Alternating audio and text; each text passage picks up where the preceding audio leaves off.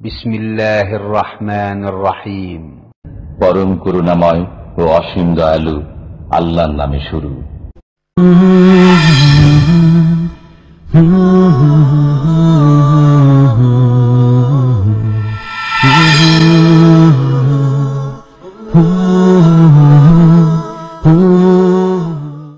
ومن أحسن قولا ممن دعا إلى الله وعمل صالحا وقال إنني من المسلمين. السلام عليكم ورحمة الله وبركاته.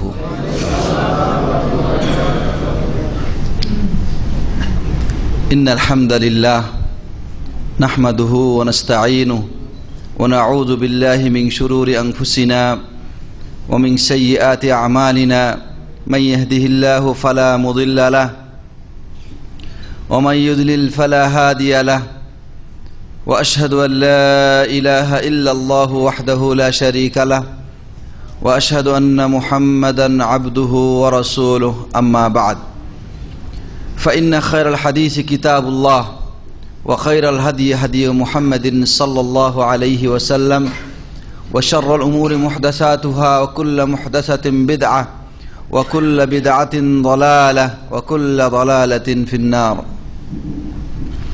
ثم أما بعد فأعوذ بالله من الشيطان الرجيم. بسم الله الرحمن الرحيم. يا أيها الذين آمنوا لا تقدموا بين يدي الله ورسوله واتقوا الله إن الله سميع عليم. يا أيها الذين آمنوا لا ترفعوا أصواتكم فوق صوت النبي ولا تجهروا له بالقول كجهر بعضكم لبعض أن تحبط أعمالكم وأنتم لا تشعرون. সমস্ত প্রশংসা মহান রব্বুল আলামিনের জন্য নিবেদিত, যার অশেষ কৃপায়, যার দয়া ও মেহেরবানিতে আজকে দাম্মাম ইসলামিক কালচারাল সেন্টারে আমরা মিলিত হয়েছি। এখানে পবিত্র কোরআনের তাফসীর শোনার জন্য আল্লাহ তাআলার কাছে আমরা প্রার্থনা জানাই তিনি যেন আমাদের আজকের এই সমাবেশকে কবুল করে নেন। প্রাণপ্রিয় উপস্থিতি, সম্ভবত আপনারা অনেকে জেনেছেন আজকে আমি আপনাদের এখানে পবিত্র কোরআনের একটি সূরা, সূরা আল হুজুরাত, এই সূরার কিছু তাফসীর পেশ করব ইনশাআল্লাহ। যদিও আপনাদের এই দার্সটি তাফসীরের উপরে হয় এবং মুহতারাম শেখ মতিউর রহমান ধারাবাহিকভাবে যে তাফসীর এর ক্লাস করে থাকেন, আমি সে ধারাবাহিকতা বজায় রেখে যদিও ওই সূরা এর তাফসীর পেশ করব না, তবে অন্য একটি সূরার তাফসীর পেশ করব যেটা আমাদের জীবনের জন্য অত্যন্ত গুরুত্বপূর্ণ। সূরা আল হুজুরাত 18টি আয়াত আছে এই সূরাতে, আর এই সূরাটি মদিনায় নাজিল হয়েছে। মুসলমানগণ যখন ঈমান এবং আকীদার দিক থেকে অনেক পরিপূর্ণ, অনেকটাই তাদের উপর নির্ভর করা যায়, এরকম অবস্থা, তখন তাদের পারস্পরিক আচার আচরণ, চালচলন, একে অপরের সম্পর্ক, এই বিষয়গুলোকে প্রাধান্য দিয়ে যেটাকে আমরা আদব আখলাক বলি, মুআমালাত বলি, মানুষের সাথে আচার আচরণ, আদব আখলাক, এই বিষয়গুলোকে প্রাধান্য দিয়ে এই সূরাটি নাজিল হয়েছে। এই সূরাতে মুমিনরা নবী সাল্লাল্লাহু আলাইহি ওয়াসাল্লামের সাথে কীরকম আচরণ করবে, তার সাথে কথা বলবে কিভাবে, তার কি আদব, তারা পরস্পরের সাথে বিভিন্ন সংবাদ আদান প্রদান বা পদক্ষেপ গ্রহণের বিষয়ে, কোনো সংবাদের ভিত্তিতে, কোনো খবরের ভিত্তিতে পদক্ষেপ গ্রহণের বিষয়ে, যেটাকে আমরা বলি যে কোনো একটা সংবাদ আসলে অ্যাকশন, এই বিষয়ে কি নীতিমালা আছে। এমনিভাবে মুসলমানদের মাঝে যদি কোনো গণ্ডগোল লাগে, মারামারি শুরু হয়, তাহলে ওই সময় অন্যান্য যারা মুসলিম আছেন তারা ওই বিবাদমান গ্রুপের সাথে কি আচরণ করবেন। মুসলিম নারী পুরুষগণ পরস্পরের সাথে কিভাবে মিলেমিশে থাকবে। কেউ কাউকে ঠাট্টা বিদ্রুপ করবে না, কাউকে গালিগালাজ করবে না, তুচ্ছ তাচ্ছিল্য করবে না। তারা একে অপরের ভাই যেমন ভাইয়ের সাথে সুসম্পর্ক বজায় রেখে চলে, ঠিক সেভাবেই সুসম্পর্ক বজায় রেখে চলবে। এমনিভাবে মুসলিমরা আর এক মুসলিমের সাথে তার ব্যাপারে বদগুমান বা খারাপ ধারণা পোষণ করবে না, তার দোষ ত্রুটি অনুসন্ধান করে বেড়াবে না, তাকে অন্যের কাছে অপমান করবে না। এমনিভাবে মানব জাতি বিশ্বের বিভিন্ন এলাকায় যে ছড়িয়ে আছে, আর এরা এসেছে একজন মানুষ, একজন পুরুষ এবং একজন নারী থেকে। তো এইভাবে যে ছড়িয়ে ছিটিয়ে তারা আছে, আল্লাহ কেন তাদেরকে ছড়িয়ে ছিটিয়ে দিলেন তার হিকমত। সমগ্র মানব জাতির ভিতরে যে যেই পর্যায়ে থাকুক না কেন, এদের মধ্যে আল্লাহর কাছে সম্মানিত হওয়ার মাপকাঠি কি, মানদণ্ড কি, তার আলোচনা। ঈমান এবং ইসলাম এর মধ্যে পার্থক্য, জিহাদের ফজিলত বর্ণনা, এবং সর্বোপরি আমরা যাই করি না কেন আমাদের ঈমান, আমাদের আমল, এগুলো দ্বারা আল্লাহর প্রতি আমরা দয়া করছি তা নয়, বরং আল্লাহ আমাদেরকে ঈমান এবং ইসলাম দিয়েছেন, এটা আল্লাহর পক্ষ থেকে আমাদের প্রতি দয়া। এই ইত্যাদি বিষয়ে এই সূরাটিতে আলোকপাত করা হয়েছে। 18টি আয়াতে অত্যন্ত সুন্দরভাবে অনেকগুলো পয়েন্ট নিয়ে আলোচনা করা হয়েছে। প্রতিটি পয়েন্ট এক একটা আলোচনার বিষয়, প্রতিটি পয়েন্ট এক একটা আলোচনার বিষয়, প্রতিটি পয়েন্ট একজন মুমিনের জীবনের মোড়কে ঘুরিয়ে দিতে সক্ষম। প্রতিটি পয়েন্ট একজন মুমিনের আখলাক, চরিত্রকে পরিবর্তন করতে সক্ষম। প্রতিটি পয়েন্টের মাধ্যমে মুসলমানদের মাঝে বিবাদ বিসম্বাদ, এটাকে নষ্ট করা বা বিবাদ বিসম্বাদের মীমাংসা করা সম্ভব। তো এই সূরাটি সামাজিক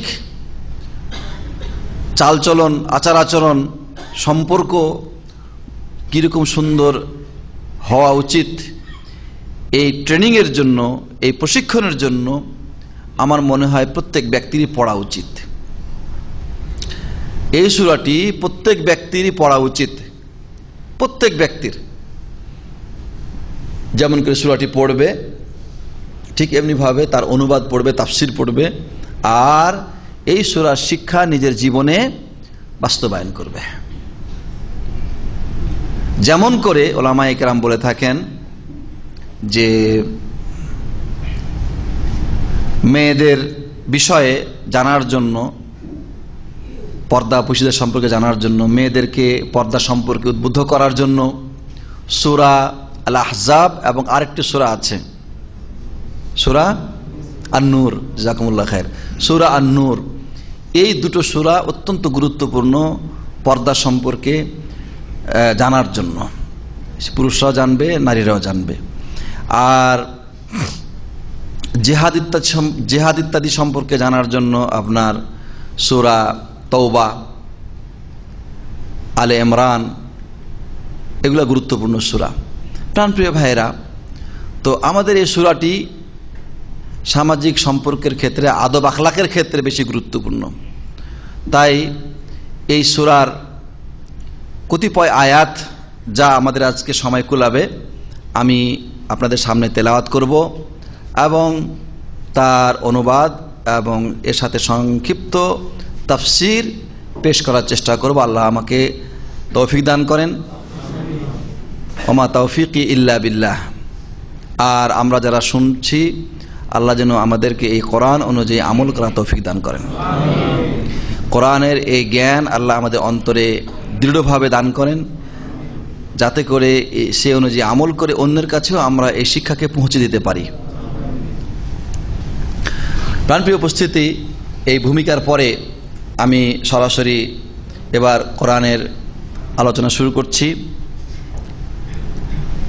বিসমিল্লাহির রহমানির রহিম। ইয়া আইয়ুহাল্লাযীনা আমানু লা তুকদ্দিমু বাইনা ইয়াদাইল্লাহি ওয়া রাসূলিহি ওয়াত্তাকুল্লাহ ইন্নাল্লাহা সামিউন আলিম। যে কোনো সূরা শুরু করার সময় বিসমিল্লাহির রহমানির রহিম পাঠ করতে হবে।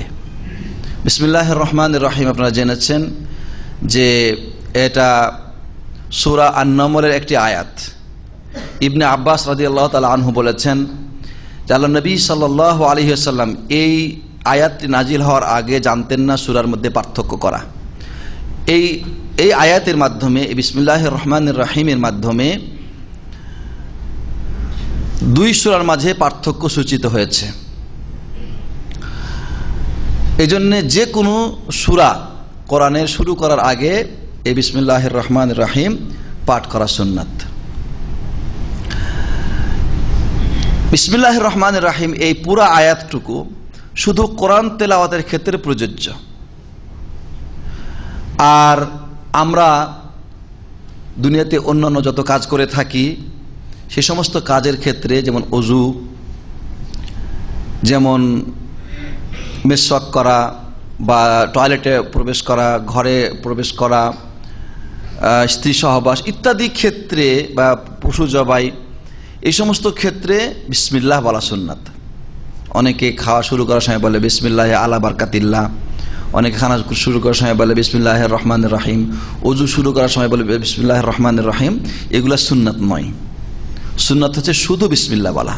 তবে পশু জবাই করার সময় ওখানে একটা শব্দ বাড়াতে হবে, বিসমিল্লাহি আল্লাহু আকবার।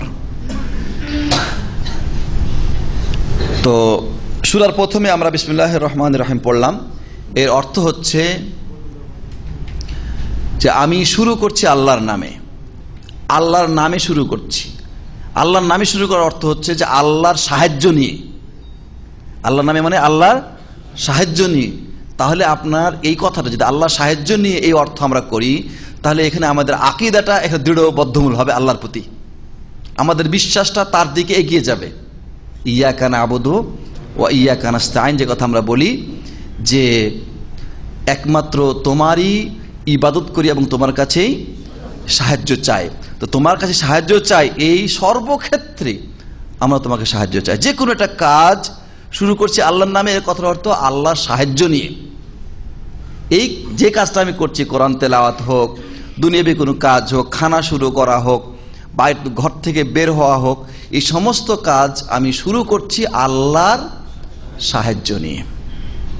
এই কথাটা বললে বা এই অনুভূতিটা আপনার মনের মধ্যে থাকলে আল্লাহর প্রতি আপনার আকর্ষণটা বা আপনার প্রতি আল্লাহর প্রতি আপনার নিজেকে সঁপে দেওয়াটা আরো সুন্দর হয়।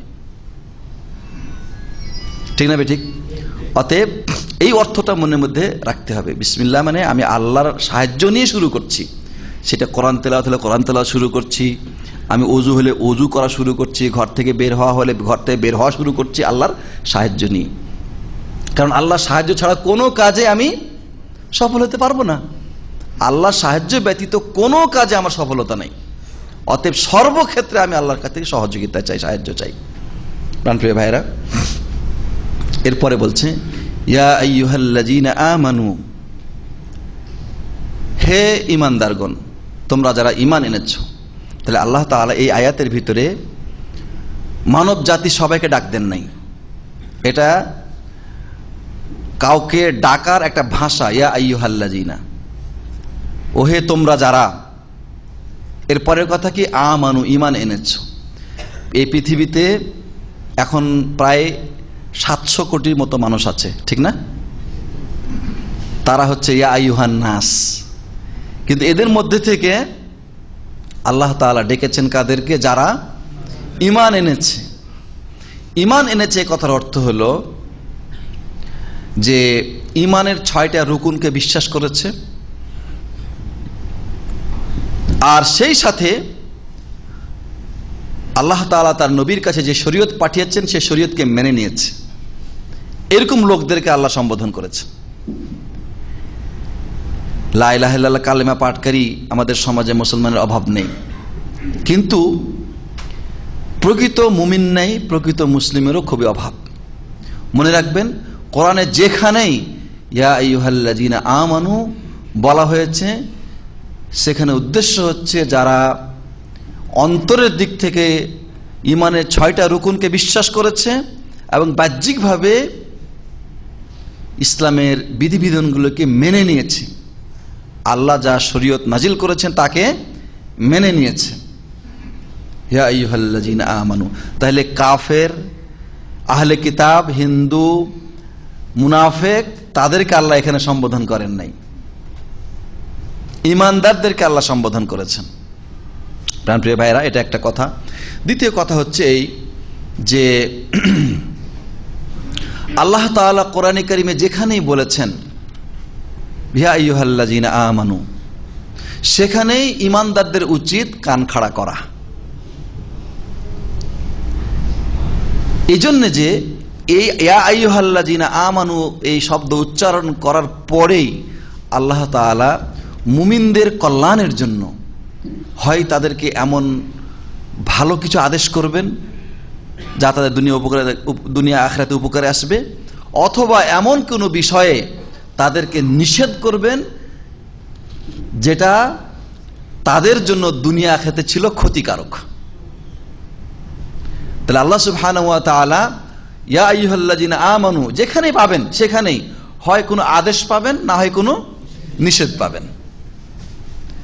আর মুমিন আদেশ নিষেধের ভিতরেই তো, আদেশকে মেনে চলবে, নিষেধ থেকে দূরে থাকবে। আল্লাহ যা নিষেধ করেছেন সেটাকে সে বাদ দিয়ে দিবে, এই জন্যই সে মুমিন।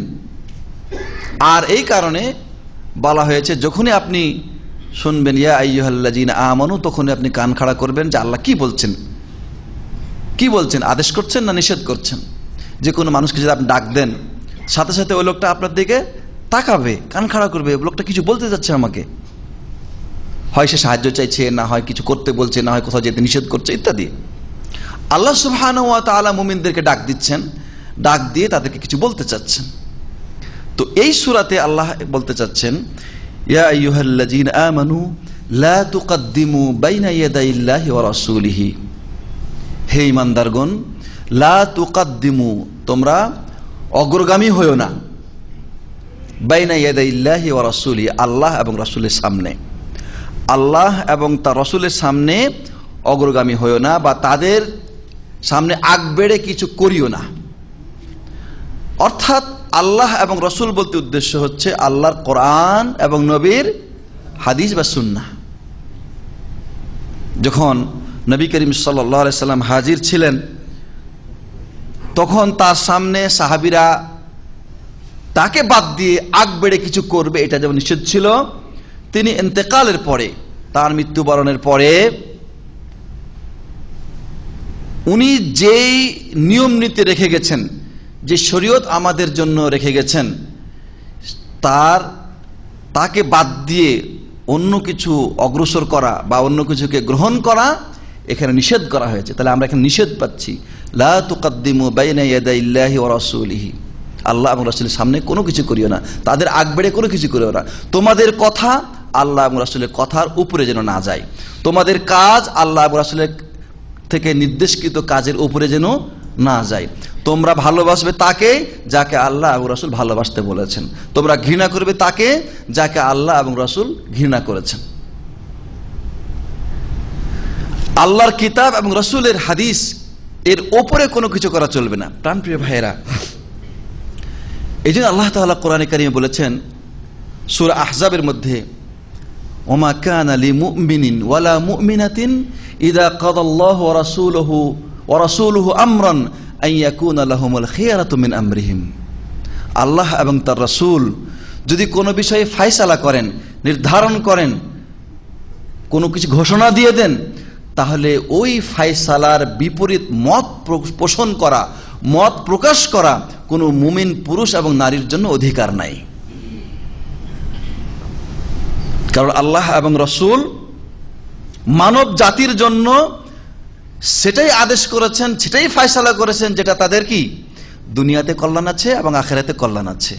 নিষেধ ওটাই করেছেন যাতে দুনিয়াতে তাদের ক্ষতি আছে এবং পরকালেও ক্ষতি আছে। যেহেতু একজন মানুষ নিজের কল্যাণের জন্য যতটুকু আগ্রহী, ওই মানুষের কল্যাণের জন্য আল্লাহ তার চাইতে বেশি আগ্রহী।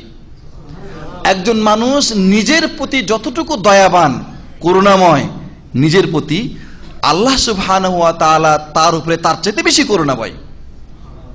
একজন মানুষ নিজের কল্যাণ সম্পর্কে যতটুকু চিন্তা ভাবনা করে, তার চাইতে বেশি চিন্তা করেছেন রাসূলুল্লাহ সাল্লাল্লাহু আলাইহি সাল্লাম। একজন মানুষ নিজের যতটুকু উপকার করতে সক্ষম, তার চাইতে বেশি উপকার রেখে গেছেন ওই ব্যক্তির জন্য রাসূলুল্লাহ সাল্লাল্লাহু আলাইহি সাল্লাম। তাহলে কোন যুক্তিতে সে আল্লাহ এবং রাসূলের উপরে বাড়িয়ে কোনো কাজ করবে? আল্লাহ বলছেন, তারপরে কেউ যদি করে, ফালা ওয়া রাব্বিকা লা ইউমিনুনা হাত্তা ইউহাক্কিমুকা ফীমা শাজারা বাইনাহুম সুম্মা লা ইয়াজিদু ফি আনফুসিহিম হারাজাম মিম্মা কাযাইতা ওয়া ইউসাল্লিমু তাসলিমা। সূরা নিসাতে আল্লাহ বলেছেন যে আপনার রবের কসম। কে বলছেন? আল্লাহ বলছে। আল্লাহ নিজের কসম খেয়ে বলছেন, লা ইউমিনুন, তারা ঈমানদার হতে পারবে না, তাদের অন্তরে ঈমান থাকবে না, হাত্তা ইউহাক্কিমুকা ফীমা শাজারা বাইনাহুম, তাদের পরস্পরের মাঝে কোনো বিষয়ে মতভেদ হলে, গন্ডগোল হলে, এটা সমাধানের জন্য যতক্ষণ আপনাকে তারা কাজী বা ফয়সালাকারী বিচারক নিয়োগ না করবে, অর্থাৎ আপনার কাছ থেকে ফয়সালা না নেবে, তারা ঈমানদার হতে পারবে না। সুম্মা লা ইয়াজিদু ফি আনফুসিহিম হারাজা, বিচারক মানলো, এটা একটা স্টেপ। দ্বিতীয় স্টেপ হচ্ছে কি, যে আপনি যা বিচার করে দিলেন সেই ব্যাপারে তাদের অন্তরে কোনো রকমের কোনো সংকীর্ণ থাকা চলবে না, কোনো রকমের কোনো সংকীর্ণতা থাকা চলবে না। কি হবে? ওয়ায়ুসাল্লিমু তাসলিমা, সম্পূর্ণরূপে আপনার ফয়সালার কাছে তারা নিজেকে সমর্পণ করে দিবে। যদি এরূপ না করে, তাহলে আল্লাহ নিজের কসম খেয়ে বলছেন তারা ঈমানদার নয়। তাহলে কি করে মুমিন আল্লাহ এবং তার রাসূলের সামনে অগ্রণী হবে, অগ্রগামী হবে এবং আগ বাড়িয়ে এমন কিছু বলবে যেটা আল্লাহ তার রাসূল বলেন নাই? তাই আল্লাহ বলছেন, আয়াতের পরের অংশ বলছেন, ওয়াত্তাকুল্লাহ, আল্লাহকে ভয় করো, আল্লাহর নাখুশিকে, নারাজিকে ভয় করো, আল্লাহর শাস্তিকে ভয় করো, আল্লাহর আযাবকে ভয় করো। তার মানে তোমরা যদি এরূপ করো, আল্লাহ এবং রাসূল যা ফয়সালা দিয়েছেন, যা নির্ধারণ করে দিয়েছেন, তার অতিরিক্ত কথা যদি তোমরা বলো, অতিরিক্ত কাজ যদি তোমরা কিছু করো, তাহলে সাবধান, আল্লাহ শাস্তি কিন্তু কঠিন। ওয়াত্তাকুল্লাহ, আল্লাহকে ভয় করো, এই কথা বলে আল্লাহ সাবধান করে দিয়েছেন। তারপরে আল্লাহ বলছেন, ইন্নাল্লাহা সামিউন আলিম, নিশ্চয় আল্লাহ মহাশ্রোতা এবং মহাজ্ঞানী। তুমি যদি গোপনেও কিছু করো, আল্লাহ কিন্তু শুনবেন, গোপনে যদি কিছু বলো, আল্লাহ কিন্তু জানবেন। পরস্পর তোমরা যদি এ ধরনের কোনো কিছু নির্ধারণ করতে চাও আল্লাহ রাসূলের বিরুদ্ধে, আল্লাহ কিন্তু সবই জানেন। আল্লাহকে ফাঁকি দেওয়া কোনো মানুষের পক্ষে সম্ভব নয়। আল্লাহ সব কিছু শুনেন, সব সম্পর্কে জ্ঞান রাখেন। আলিমুম বিজাতিস সুদূর, তোমাদের অন্তরে যা হয় আল্লাহ সে সম্পর্কে জ্ঞান রাখেন। প্রাণপ্রিয় ভাইরা, এই আয়াতে আমরা জানতে পারলাম যে আল্লাহ এবং তার রাসূলের অগ্রগামী হয়ে কোনো কিছু করা যাবে না। এই জন্য আমরা ওলামায়ে কেরাম, আইম্মায়ে দ্বীন, তাদের কাছে পেয়েছি, ইমাম শাফি রহমতুল্লাহ আলাইহি বলেছেন যে কারো কাছে যদি সহিহ সুন্নাহ প্রমাণিত হয়, সহিহ সুন্নাহ, সহিহ হাদিস প্রমাণিত হয়, তাহলে তার জন্য ওটা বাদ দিয়ে অন্য কোনো মানুষের কথা গ্রহণ করা হালাল নয়। ওলামারা সকলেই কথা বলেছেন। ইমামরা বলেছে, যা সাহাল হাদিস ফাহুয়া মাযহাবি, যখন কোনো হাদিস সহি পাবে তখন ওটাই আমার মাযহাব। তার মানে ওনারা আল্লাহ এবং রাসূলের উপরে কখনোই নিজেদেরকে প্রাধান্য দেন নাই, সব সময় তার কথা এবং তার মত আল্লাহ এবং রাসূলের কথা এবং মতের ভিতরে রাখার চেষ্টা করেছেন। মানুষ মাত্র ভুল হতে পারে, অতএব যদি আমার কোনো ভুল তোমাদের নজরে আসে তাহলে আমার কথা দেওয়ালে নিক্ষেপ করে আল্লাহ এবং রাসূলের কথাকেই গ্রহণ করবে। প্রাণপ্রিয় ভাইরা, এই হচ্ছে আমাদের আজকের প্রথম আয়াত। দ্বিতীয় আয়াত হচ্ছে আল্লাহ বলছেন, ইয়া আইয়ুহাল্লাযীনা আমানু লা তারফাউ আসওয়াতাকুম ফাওকা সাওতিন নবী ওয়ালা তাজহারু লাহু বিল কওলি কাজাহরি বা'দিকুম লিবা'দ আন তাহবাতা আমালুকুম ওয়া আনতুম লা তাশউরুন। এখানেও আল্লাহ তাআলা মুমিনদেরকে ডাক দিয়ে বলছেন, এবং এই আয়াতে মুমিনরা নবীর সাথে, নবী সাল্লাল্লাহু আলাইহি ওয়াসাল্লামের সাথে কিরূপ আচরণ করবে, তার সাথে কিভাবে কথা বলবে, তাকে কিভাবে সম্বোধন করবে, তার আদব শিখিয়ে দিচ্ছেন আল্লাহ তাআলা। নবীকে আল্লাহ তাআলা কত মর্যাদা দিয়েছেন যে তার সামনে তার সাথে কিভাবে কথা বলতে হবে সেটাও আয়াত নাযিল করে শিখিয়ে দিচ্ছেন মানুষকে। আল্লাহ তাআলা নবীকে যে সম্মান দিয়েছেন এরকম সম্মান কেউ দিতে পারবে না। ওই আল্লাহর পক্ষ থেকে যে সম্মান তার নবীকে আল্লাহ দিয়েছেন, এটার আমল সাহাবায়ে কেরাম করেছেন। সাহাবায়ে কেরাম যে সম্মান নবীকে করেছেন, এরকম সম্মান পৃথিবীতে কেউ নবীকে করতে পারবে না, সম্ভব নয়, সম্ভব নয়। এখানে আল্লাহ তাআলা শিখাচ্ছেন যে তার সম্মানিত নবীর সাথে আমরা কিভাবে কথা বলবে। আল্লাহ বলছেন, ইয়া আইয়ুহাল্লাযীনা আমানু লা তারফাউ আসওয়াতাকুম, হে ঈমানদারগণ, লা তারফাউ, তোমরা উঁচু করিও না, আসওয়াতাকুম, তোমাদের কণ্ঠস্বর, ফাওকা সাওতিন নবী, নবীর কণ্ঠস্বরের উপরে। নবী কথা বলছে, তার যে কণ্ঠস্বর, তিনি যে ভয়েসে কথা বলেন, তার চাইতে উচ্চ ভয়েসে, তার চাইতে উচ্চ কণ্ঠে তোমরা তার সামনে কথা বলো না। ওয়ালা তাজহারু লাহু বিল কওলি কাজাহরি বা'দিকুম লিবা'দ, আর তোমরা যেভাবে একে অপরকে ডাকো, একে অপরের সাথে কথা বলো, জোরে জোরে কথা বলো, একে অপরকে ডাক দাও জোরে, খবরদার নবীর সামনে এরকম আচরণ করা চলবে না। আল্লাহু আকবার। আচ্ছা, এই কথাটা এটা খুব সাধারণ বিষয়। ধরেন যে আমরা পরস্পর বন্ধু বান্ধব কথা বলি, বা আমাদের অনেক সময় ম্যানেজারের সামনে, কফিলের সামনে কথা বলি, বলতে গিয়ে অনেক সময় কণ্ঠস্বর উঁচু হয়ে যায়, এটা হয়ে যায়। এবং এগুলা বিভিন্ন প্রেক্ষাপট অনুযায়ী এই পরিস্থিতির সম্মুখীন হতে হয়। তখন যিনি আমার ম্যানেজার আছেন, বস আছেন, বা আমার কফিল আছেন, উনি বিষয়টাকে নর্মাল দেখে, সাধারণভাবে দেখে, এবং এটাকে সে ক্ষমার দৃষ্টিতে দেখে অনেক সময়। কিন্তু আল্লাহ এখানে কি বলছেন, যে তোমরা যদি নবীর কণ্ঠস্বরের উপরে যে কণ্ঠকে উঁচা করো, নিজেরা যেভাবে একে অপরকে ডাকাডাকি করো, এইভাবে যদি নবীকে ডাকাডাকি করো, তাহলে কি হবে জানো? তোমরা যে আমল করছো, যে আমলের বিনিময়ে জান্নাত পেতে চাইছো, তোমাদের সমস্ত আমল বরবাদ হয়ে যাবে। আন তাহবাতা আমালুকুম ওয়া আনতুম লা তাশউরুন, তোমাদের আমলগুলো বাতিল হয়ে যাবে, তোমরা বুঝতেই পারবে না। আল্লাহু আকবার। চিন্তা করে দেখেন যে নবীর সাথে বেয়াদবি করলে আমল বাতিল হয়ে যাবে, আমল বাতিল হয়ে যাবে। নবীজির সামনে বেয়াদবি মূলক এই গালাগালি নয়, নবীকে কোনো গালাগালি নয়, তার সম্মানহানি নয়, কিচ্ছু না, খালি তার সামনে উঁচু স্বরে কথা বলছে, তার কণ্ঠের চাইতে বেশি উঁচু কণ্ঠে।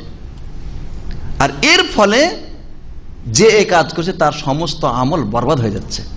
আপনি চিন্তা করতে পারেন কত বড় ধমকি। নবীকে আল্লাহ কত উচ্চ সম্মান দান করেছেন। আল্লাহু আকবার। ইমাম বুখারী রাহমাতুল্লাহ আলাইহি বর্ণনা করেছেন, ইবনু আবি মুলাইকা রাহমাতুল্লাহ আলাইহি, তিনি একজন প্রখ্যাত তাবেঈ, তিনি বর্ণনা করছেন যে দুইজন শ্রেষ্ঠতম সাহাবী, যারা উম্মতে মুসলিমার মধ্যে সর্বশ্রেষ্ঠ, সবচাইতে বেশি মর্যাদাবান, কে? আবু বকর আর ওমর, এমন অবস্থায় উপনীত হয়ে গেছিলেন যে তারা ধ্বংস হয়ে যাচ্ছিলেন, তারা ধ্বংসের দ্বারপ্রান্তে পৌঁছে গেছিলেন। বনু তামিম গোত্রের কিছু লোক মদিনায় আগমন করে, আর এটা শেষের দিকের কথা আর কি। তো তারা যখন মদিনায় আসে, এই গ্রুপটা মসজিদে নববীতে যখন প্রবেশ করে, রাসূলুল্লাহ সাল্লাল্লাহু আলাইহি ওয়াসাল্লাম সেখানে হাজির আছেন। তো আবু বকর সিদ্দিক ওই গ্রুপের লোকদেরকে লক্ষ্য করে বলছেন যে তোমরা এক কাজ করো, তোমাদের মধ্যে আল কাকা ইবনে মাবাদ নামে যে লোকটা আছে, এই লোকটাকে আমির বানাও, উনি তোমাদের প্রতিনিধি হয়ে রাসূলুল্লাহ সাল্লাল্লাহু আলাইহি ওয়াসাল্লামের সাথে কথা বলবেন, রাসূলুল্লাহর সাথে কথা বলবেন। আর ওমর বললেন যে না, বরং এই আকরা বিন হাবেস নামে যে লোকটা আছে তাকে তোমরা আমির বানিয়ে দাও, সে নবীজির সাথে কথোপকথন করবেন, কথা বলবেন। কে? আবু বকর পরামর্শ দিচ্ছেন কাকে? ওদেরকে, যে গ্রুপটা এসেছে বাহির থেকে মদিনা শরীফে, তাদেরকে পরামর্শ দিচ্ছেন। আবু বকর বলছেন যে আল কাকা ইবনে মাবাদ কে তোমরা আমির বানাও, বানিয়ে নবীর সামনে পাঠাও, তোমাদের প্রতিনিধি হিসেবে কথা বলবে।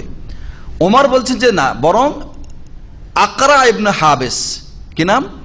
আকরা ইবনে হাবেস রাদিয়াল্লাহু আনহুম জামিয়ান, একে আমির বানিয়ে নবীর কাছে পাঠাও, নবীর সামনে। কিন্তু যখন এইভাবে তারা উনি একটা নাম পেশ করলেন আর উনি একটা নাম পেশ করলেন, তখন ওমর বলছেন যে আপনি সবসময় আমার বিরোধিতাই করেন, আমি যা বলি আপনি তার বিপরীত চলেন। আবু বকর বললেন যে তুমিও এক কথা বলতে গেলেন, এবং এই কথা বলতে যে দুইজনের মধ্যে একটু কথাটা উঁচু পর্যায়ে চলে গেল, কথাটা উঁচু হয়ে গেল। এটা একটা পরামর্শ ছিল, কিন্তু এই পরামর্শটা করতে গিয়ে তাদের দুইজনের মাঝে একটু উঁচু কণ্ঠে এই কথাগুলি আলোচনা হলো। রাসূলুল্লাহ হাজির আছেন। এই অবস্থায় আল্লাহ তাআলা আয়াত নাজিল করলেন, এই আয়াতটা। আল্লাহু আকবার। তাহলে এই যে ধমকিটা, আমল বাতিল হয়ে যাওয়ার এই ধমকিটা কাদেরকে দেওয়া হয়েছে? আবু বকর এবং ওমরের মতন এত বিশাল ঈমানের অধিকারী, যাদের অনেক বড় বড় অবদান আছে। আল্লাহ নবী সাল্লাল্লাহু আলাইহি ওয়াসাল্লামের সাথে তারা এমন কোনো সমস্যা ছিল না যেখানে তারা উপস্থিত ছিলেন না, তারপরেও নবীর সামনে তাদের বেয়াদবি হয়ে গেছে। আল্লাহ সহ্য করলেন না, না চলবে না, ছাড় দেওয়া যাবে না, আল্লাহ ছাড় দিলেন না। এ কথা বললেন না যে আবু বকর এত বড় একজন ইমানদার লোক, যে নবী করিম সাল্লাল্লাহু আলাইহি ওয়াসাল্লামের হিজরতের সঙ্গী ছিলেন, প্রথম যুগে ইসলাম গ্রহণকারী ছিলেন, ওমরের মতো এত বড় ব্যক্তিত্ব, তিনিও প্রথম যুগে ইসলাম গ্রহণকারীদের মধ্যে একজন ছিলেন। তার কারণে মুসলমানরা বাহিরে এসে বাহ্যিকভাবে আল্লাহর ইবাদত করতে সাহস পেয়েছে। এত বড় বড় তাদের গুণাবলী আছে, এগুলির সামনে, এই আমলগুলোর ক্ষেত্রে নবীর সামনে যে বেয়াদবিটা, এটাকে আল্লাহ আরো বড় করে পেশ করলেন। আনতাহবাতা আমালুকুম, তোমাদের আমল বরবাদ হয়ে যাবে। নবীর শান বুঝতে পারতেছেন? কিছু বুঝে আসতেছে? আল্লাহু আকবার, আল্লাহু আকবার। নবীকে আল্লাহ তাআলা কত মর্যাদা দিয়েছেন, কত সম্মান দিয়েছেন।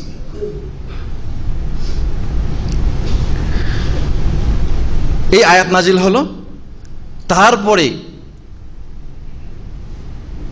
আব্দুল্লাহ ইবনে জুবাইর রাদিয়াল্লাহু তাআলা আনহু বলছেন যে ওই আয়াতের পরে কোনো দিন রাসূলুল্লাহ সাল্লাল্লাহু আলাইহি ওয়াসাল্লাম ওমরের কথা শুনতে পেতেন না। শুধু এইটুকুই ক্ষেত্রে যে কোনো কিছু জিজ্ঞাসা করা দরকার হলে ওমর কথা বলতেন, কোনো কিছু দরকার হলে, কোনো প্রয়োজন হলে, এটা বুঝার জন্য, যেটা বুঝতে পারলাম না এরকম কিছু, এ ধরনের কোনো কথা বলতেন। এছাড়া অতিরিক্ত কথা তিনি রাসূলের সামনে কোনোদিনই বলতেন না।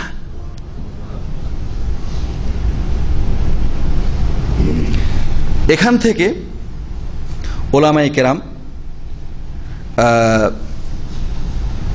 শিক্ষা গ্রহণ করেছেন যে ছাত্র এবং ওস্তাদ তাদের মধ্যে আদব রক্ষা করার বিষয়টা এরকম যে যারা ছাত্র তারা ওস্তাদের সাথে আদব রক্ষা করে চলবে, তাদের সামনে গন্ডগোল করবে না, উচ্চবাচ্য করবে না, চিল্লাফাল্লা করবে না, কারণ ওস্তাদ তাকে দিক নির্দেশনাকারী। আর এই আদব রক্ষা করে চলা তাদের এলেমের সম্মান সূচক, এটা এলেমের সম্মানের কারণে এটা। তো এই আদবের ব্যাপারটাতে কিছু লোক আবার বাড়াবাড়ি করে, এবং এত বেশি বাড়াবাড়ি করে যে ওস্তাদের সামনে তাদেরকে নাকি লাশের মতো থাকতে হবে। এটা পীর যারা তারা এইভাবে বেশি অতিরিক্ত করেছে এবং বাড়াবাড়ি করেছে। একদল লোক আছে ওস্তাদকে তেমন সম্মান দেয় না, ওস্তাদের সামনে উচ্চবাচ্য করা, চিল্লাফাল্লা করা, আদব না নিয়ে কথাবার্তা বলা, কোনো পরোয়া করে না। উনিও তো আমাদের মতো একজন মানুষ, এত আবার কি দরকার আছে। এটা যেমন রূঢ়তা, ঠিক না? ঠিক এমনিভাবে বেশি সম্মান দেখাতে গিয়ে ওই যে মুরিদ পীরের সামনে লাশের মতো, সুতরাং উনি যেভাবে তাকে উল্টায় সেভাবে উল্টিবে, এই ধারণাও কি বাড়াবাড়ি। এটাও চলবে না, মধ্যপন্থা অবলম্বন করতে হবে।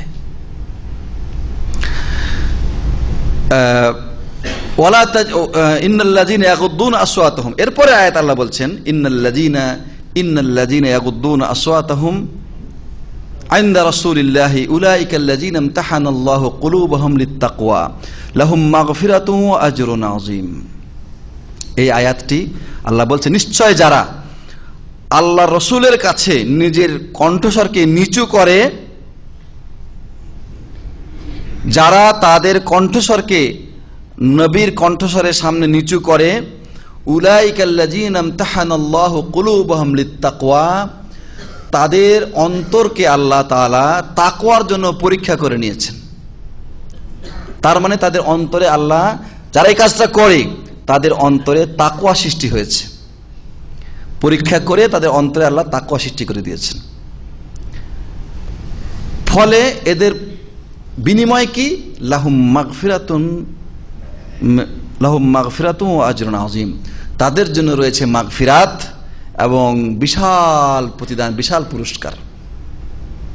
তাহলে ওই আয়াতে বলা হলো যে নবীর সামনে যদি কণ্ঠস্বর উঁচু করে তাহলে তার আমল বাতিল হয়ে যাবে। এটা অনেক বড় ধমকি না? এবার যদি আপনি কণ্ঠস্বরকে নিচু করেন তাহলে আপনি তাকওয়াবান মানুষ, এটা একটা। দ্বিতীয় কথা হচ্ছে আপনাকে দ্বিতীয় পুরস্কার দেওয়া হবে, আপনাকে ক্ষমা করে দেওয়া হবে। তৃতীয় পুরস্কার হচ্ছে ও আজরুন আযীম, বিশাল প্রতিদান, মানে জান্নাত দেওয়া হবে। তাহলে নবীর সামনে আদব রক্ষা করে কথা বললে, কণ্ঠস্বরকে সংযত রাখলে এই পুরস্কার আল্লাহ তাআলা ঘোষণা দিলেন। তাহলে কণ্ঠস্বরকে উঁচু করলে যেমন তার শাস্তি ভয়ানক কঠিন, কণ্ঠস্বরকে কন্ট্রোল রাখলেও তার পুরস্কার কি অনেক বড়। সুবহানাল্লাহ বিহামদি। আল্লাহ তাআলা জুলুম করেন নাই, আল্লাহ ওই হুমকি ধমকি দিয়ে ছেড়ে দিয়েছেন তা কিন্তু নয়। হ্যাঁ, এখন সে কাচুমাচু হয়ে চলবে, সব সময় আমল নষ্ট হয়ে যাবে এই ভয় করবে। দেখেন ইসলামে সব কিছুতে ব্যালেন্স আছে। যেখানে আপনি দেখবেন, কোরআন আয়াতগুলি পড়ে দেখেন, যেখানে আল্লাহ তাআলা জাহান্নামের বিবরণ দিয়ে কিছু কথাবার্তা বলেছেন, সাথে সাথে দেখবেন একটু পরে তারপরে আয়াতগুলো থেকে জান্নাতের বিবরণ শুরু হয়ে গেছে। কোন জায়গাতে যদি আগে জান্নাতের বিবরণ এসেছে, তারপরের কয়টা আয়াত দেখবেন সেখানে জাহান্নামের বিবরণ এসেছে। সুবহানাল্লাহ বিহামদি। এজন্যে মানে ইবাদতের ব্যালেন্স হচ্ছে ইয়াদউনা রাগাবান ওয়া রাহাবা, আল্লাহর কাছে আল্লাহর ইবাদত করার ব্যাপারে যেমন ভয় থাকতে হবে, আশাও থাকতে হবে। হ্যাঁ, যে আমি ইবাদত করেছি হয়তো কবুল নাও হইতে পারে, আর যদি কবুল না হয় যাবো কোথায়? জাহান্নামে। আবার মনের মধ্যে আশা সৃষ্টি করতে হবে যে ইবাদত করেছি, আল্লাহ আমাকে কবুল করবেন আর বিনিময়ে তিনি আমাকে জান্নাত দান করবেন। এইভাবে ব্যালেন্স ঠিক রাখতে হবে, মানে আশাটা যেন বেশি প্রাধান্য না পেয়ে যায়। হ্যাঁ, চাই মন তাই করি, আল্লাহ কারিম। একদল লোক আছে আল্লাহ কারিম, ও যা ইচ্ছা তাই করবে, বলবে আল্লাহ কারিম। নামাজ না পড়লেও কয় আল্লাহ কারিম। হ্যাঁ, অন্যায় অনাচার পাপাচার করলেও কয় আল্লাহ কারিম। আছে না? বেশি, ও আশা বেশি তার। আরেক দল লোক আছে, এবং এই সমস্ত লোকের সংখ্যা খুবই কম, যে তারা ভয়ের দিকটাকে প্রাধান্য দেয়, দিয়ে সার্বক্ষণিক ইবাদত বন্দেগীতে ব্যস্ত থাকে। উভয় পক্ষ তারা পথভ্রষ্ট, বিভ্রান্ত। মধ্যপন্থী তারাই যে যারা ইবাদত করবে ভয়ভীতি এবং আশা আকাঙ্ক্ষা সহকারে। এজন্য আপনারা পড়েছেন বা জেনেছেন যে ইবাদত এর ভিত্তি হচ্ছে তিনটি, ইবাদত কবুল হওয়ার ভিত্তি হচ্ছে তিনটি, ইবাদত কবুল হওয়ার শর্ত হচ্ছে দুটি। শর্ত মানে ইবাদতটা করার আগে দুটো জিনিসকে আপনাকে মেনে চলতে হবে। ইবাদত শুরু করার আগে আপনার অন্তরে ইখলাস থাকতে হবে, এবং যে ইবাদতটি করছেন সেটা রাসূলুল্লাহ সাল্লাল্লাহু আলাইহি সাল্লামের তরিকা মোতাবেক হতে হবে। এটা আগেই ঠিক করে নিতে হবে, এটা আগেই ঠিক করে নিতে হবে, এটা শর্ত। আর ইবাদতের ভিত্তি অর্থাৎ ইবাদত করতেছেন ওটা কবুল হওয়ার জন্য আপনার ফাউন্ডেশন হচ্ছে যে আপনি যার ইবাদত করছেন তার প্রতি অন্তরে পরিপূর্ণ ভালোবাসা থাকতে হবে, এটা এক। 2 নম্বর হচ্ছে যে ইবাদত কবুল হবে এরকম আশা থাকতে হবে। আর 3 নম্বর কথা হচ্ছে ইবাদত কবুল নাও হতে পারে এরকম ভয় থাকতে হবে। এটা হচ্ছে ইবাদত কবুল হওয়ার 3টি ভিত্তি। তো এই যেখানে আপনি দেখেন আল্লাহ তাআলা প্রথম আয়াতে মানুষ যে অন্যায় করবে অন্যায়ের পরিণাম কি তা যেমন বলে দিলেন, ওই অন্যায়টা না করলে তার পুরস্কার কি তাও বলে দিলেন। এটা কোরআনের নীতি, এটা কোরআনের নীতি। প্রাণপ্রিয় ভাইরা, বুখারী শরীফের বর্ণনায় আছে একজন সাহাবী, নাম হচ্ছে সাবিত বিন কাইস ইবনে শাম্মাস। সাবিত বিন কাইস ইবনে শাম্মাস এই সাহাবী মানে সৃষ্টিগতভাবে ন্যাচারালি তার আওয়াজটা একটু উঁচু ছিল বা কর্কশ কণ্ঠী ছিল। আছে না আমাদের সমাজে কিছু লোক থাকে না, কিছু লোক আছে এত নিচু কণ্ঠে কথা বলে যে বোঝাই যায় না, ভাই ভলিউম বাড়ান, একটু বেশি জোরে বলেন, হয়ই না ওর। আরেকজন লোক আজকাল হাউ হাউ খাও খাও করে কথা বলে, আছে কি না? কিন্তু উত্তম কোনটা? মধ্যপন্থা, একদম নিচু না উঁচাও না। তো এই লোকটা সৃষ্টিগতভাবে ন্যাচারালি এরকম স্বভাবের ছিল। তো এই আয়াত নাজিল হওয়ার পরে যে আনতাহবাতা আমালুকুম, মানে কণ্ঠ উঁচু করলে আমল বাতিল হয়ে যাবে, এই আয়াত নাজিল হওয়ার পরে উনি বাড়িতে বসে থাকতে লাগলেন। অন্য রেওয়ায়েতে আছে যে উনি বাড়ি থেকে মদিনা থেকে বের হয়ে চলে গেলেন, দিয়ে ওই দুই পাহাড়ের মাঝখানে যে আপনার উপত্যকা এই ধরনের জায়গা গিয়ে ওখানে দিন কাটাতে লাগলেন। তো রাসূলুল্লাহ সাল্লাল্লাহু আলাইহি ওয়াসাল্লাম দেখতে পাচ্ছেন যে ওই লোকটা আসে না কেন। দেখেন রাসূলুল্লাহ সাল্লাল্লাহু আলাইহি ওয়াসাল্লাম সাহাবীদেরকে এত ভালোবাসতেন যে একজন সাহাবী তার মজলিসে আসছে না, তিনি খোঁজ নিচ্ছেন যে লোকটা কই, আসে না কেন। মানে একদিন দুদিন, হয়তো একদিন অনুপস্থিত থাকলে যে কোনো কারণে অনুপস্থিত আছে, এটা হয়তো মেনে নেওয়া যায়, কিন্তু তারপরের দিনও নাই, তারপরের দিনও নাই। মানে এখান থেকে কিন্তু এই হাদিস থেকে এটাও শিক্ষা পাওয়া যায় যে ওস্তাদরা তার ছাত্রদের যদি খেয়াল না রাখে, তার শাগিরদের যদি খেয়াল না রাখে, তাহলে তারা কিভাবে শিখবে? তারা এই ওস্তাদের কাছ থেকে এই ভালোবাসাটা যদি না পায়, তাহলে তারা দিন শিক্ষার প্রতি আগ্রহী হবে না। দেখেন রাসূলুল্লাহ সাল্লাল্লাহু আলাইহি ওয়াসাল্লাম কিভাবে ওই সাহাবীর খোঁজ নিচ্ছেন যে কিভাবে লোকটা গেল কোথায়, আসে না কেন। তো 2 রকম রেওয়ায়েত আছে এবং 2টা বুখারী শরীফের রেওয়ায়েত। এক রেওয়ায়েতে বলছে যে তিনি মদিনা থেকে বের হয়ে যে 2 পাহাড়ের মাঝখানে কোনো এক জায়গায় বসে ওখানে দিন কাটাচ্ছেন, আর এক রেওয়ায়েত আছে তিনি বাড়িতে বসে খালি কাঁদছেন আর দিন কাটাচ্ছেন। পরে আল্লাহ নবী সাল্লাল্লাহু আলাইহি ওয়াসাল্লাম লোক পাঠালেন যে তাকে দেখো সে কি করছে, কোথায় আছে। তো সে লোক গিয়ে তাকে যখন পেল, তো সে কাঁদতেছে, সে দেখে কাঁদতেছে। কি ব্যাপার, তুমি কাঁদছো কেন? তো বলছে আমি কাঁদবো না, আল্লাহ আমার ব্যাপারে আয়াত নাযিল করেছে, আমার সমস্ত আমল বরবাদ হয়ে গেছে, আমি তো জাহান্নামী, না কান্দে আমার উপায় আছে। আল্লাহ বলছে আনতাহবাতা আমালুকুম ওয়া আনতুম লা তাশউরুন, কণ্ঠস্বর উঁচু করার কারণে তোমাদের আমল বাতিল হয়ে যাবে। আর আমার তো কণ্ঠ তোমরা জানো কিরকম, আমি উচ্চস্বরে কথা বলে আমার আমল বাতিল হয়ে গেছে, আমি তো জাহান্নামে চলে গেছি। কাঁদতেছে। তো যখন ওই প্রতিনিধি এসে রাসূলুল্লাহ সাল্লাল্লাহু আলাইহি সাল্লামকে সংবাদ দিলেন যে ইয়া রাসূলুল্লাহ এই কাহিনী, তখন রাসূলুল্লাহ সাল্লাল্লাহু আলাইহি সাল্লাম বললেন যে তাকে যে বলে আসো যে তুমি লাস্তা মিন আহলিন নার, তুমি জাহান্নামীদের অন্তর্ভুক্ত নও, তুমি জাহান্নামীদের অন্তর্ভুক্ত নও, ওয়ালাকিন্নাকা মিন আহলিল জান্নাহ, বরং তুমি জান্নাতের অধিবাসী। আল্লাহু আকবার, তুমি জান্নাতের অধিবাসী। রাসূলুল্লাহ সাল্লাল্লাহু আলাইহি ওয়াসাল্লাম সুসংবাদ দিয়ে পাঠালেন। আনাস বিন মালিক রাদিয়াল্লাহু তাআলা আনহু বলছেন মুসনাদে আহমদের বর্ণনায় যে এই লোকটা আমাদের মাঝে চলাফেরা করতেন, আমাদের সামনে আসলে আমরা পরস্পর বলা বলি করতাম যে দেখো একজন জান্নাতি লোক, এই যে দেখো জান্নাতি লোক। রাসূলুল্লাহ সাল্লাল্লাহু আলাইহি ওয়াসাল্লাম তার সম্পর্কে বলেছেন যে লাস্তা মিন আহলিন নার, তুমি জাহান্নামী নাও, তুমি ওয়ালাকিন্নাকা মিন আহলিল জান্নাহ, তুমি জান্নাতের অধিবাসী। আল্লাহু আকবার। তো এটা কিভাবে? এটা এইভাবে যে আল্লাহ বলছেন যে উলাইকাল্লাযীনা ইমতাহানাল্লাহু কুলুবাহুম লিত্তাকওয়া, তাদের অন্তরকে আল্লাহ তাকওয়ার জন্য পরীক্ষা করে নিয়েছেন। এটা তার এই যে আওয়াজ উঁচু করাটা এটা ইচ্ছাকৃত ছিল না, কিন্তু তার অন্তরে তাকওয়া পরিপূর্ণ। সুতরাং এর রেজাল্ট আল্লাহ তাআলা তাকে দুনিয়াতে দিয়ে দিলেন, জান্নাতের সুসংবাদ দিয়ে দিলেন। সুতরাং আমলের মধ্যে যদি কোনো ত্রুটি এসে যায় অনিচ্ছাকৃতভাবে, আর অন্তরে যদি তাকওয়া পরিপূর্ণ থাকে, তাহলে আপনি আশা করতে পারেন ওই তাকওয়ার মাধ্যমে আল্লাহ আপনাকে ক্ষমা করে দেবেন। ঠিক না ভাই? ঠিক। প্রাণপ্রিয় ভাইরা, তার বাস্তব প্রমাণ আল্লাহ নবী সাল্লাল্লাহু আলাইহি ওয়াসাল্লাম সুসংবাদ দেখুন যে আবু বকর সিদ্দিক রাদিয়াল্লাহু তাআলা আনহুর জামানায় যখন মুসাইলামাতুল কাযযাবের বিরুদ্ধে জিহাদ হয়, যুদ্ধ হয়, তখন এই যুদ্ধে এই সাহাবী শাহাদাত বরণ করেন এবং তিনি জান্নাতের অধিবাসী হয়ে যান। তাহলে যারা এরকম পরীক্ষায় পড়ে যাবে তাদের উচিত হলো এটা নয় যে কি করব ভাই, আমার নেচার এরকম, এই জন্য আমি ঠিক করতে পারতেছি না, এই কথা বলে যদি ছেড়ে দেয় ও ধ্বংস হয়ে যাবে। আর যদি সে নিজেকে কন্ট্রোল করার চেষ্টা করে সে নাজাত পেয়ে যাবে। এজন্য ওমর বিন খাত্তাব রাদিয়াল্লাহু তাআলা আনহু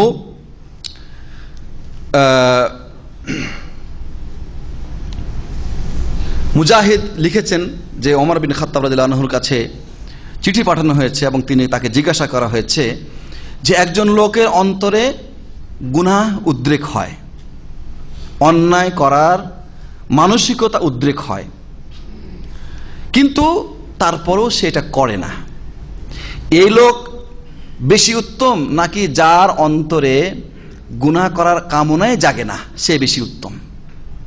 তিনি বললেন যে ব্যক্তির অন্তরে গুনাহ বা খারাপ কাজ উদ্রেক হয়, কামনা সৃষ্টি হয়, অতঃপর সে আল্লাহর ভয়ে তা বর্জন করে, সেই লোক বেশি উত্তম ওই লোকের তুলনায় যে লোকের অন্তরে কোনো কামনায় সৃষ্টি হয় না। কারণ এজন্য একটা হাদিসে আছে, মানে ওমরের একটা কথা আছে যে একজন মানুষ প্রাপ্তবয়স্ক হয়েছে, তার বিবাহ করা সব সামর্থ্য আছে, তারপর সে করে না। তো উনি বলছেন যে এই লোকটা দুটার একটা, হয় সে অপারগ বুঝেন তো, হয় সে অপারগ আর না হয় সে পাপী, খারাপ লোক। তো এজন্যে মানুষের অন্তরে আপনার যদি খারাপ আগ্রহ সৃষ্টি হয়, এটা হবেই, মানুষ মাত্র এটা হবেই,